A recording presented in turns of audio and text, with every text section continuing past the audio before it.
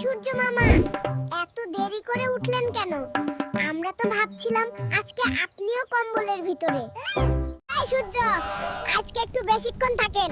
আপনি গেলে আবার শীত ছাই এসে বসবেই, তাই বলছো একটু দেরিতে যায়েন। সূর্য মামা, আপনি উঠলেই আমাদের কাজের মন আসে, না উঠলে শুধু কম্বল আর ঘুম। যায়েন না, আজকে একটু কাজ করি নাকি?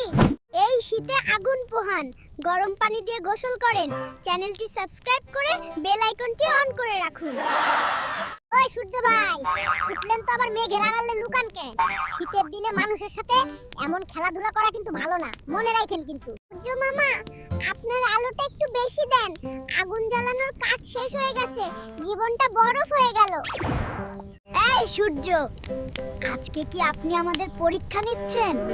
একটু উঠেন, দেখি কে টিকে থাকে। সূর্য ভাই, একটু জোরে আলো দেন, শীত এত বেশি যে আত্মাটাও কাঁপতেছে, জীবনটা শেষ ঠান্ডায়। কয়দিন ধরে রোদের অবস্থা দেখে মনে হইতাছে সূর্য মামা, আপনি কি শীতে ছুটি নিছেন নাকি? নেওয়ার নিয়ম কি আছে মামা? এই সূর্য মামা, লুকোচুরি বাদ দেন, মানুষ জমে বড় হইতাছে। রাজনীতি বাদ দেন, মানুষে গরম করেন উইডা।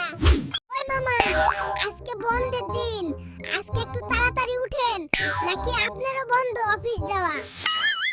সূর্য ভাই, শীতে আপনার দাম সবচেয়ে বেশি, আপনি না থাকলে আমরা একদম বেকার। হারে হারে টের পাচ্ছি এবার আমরা।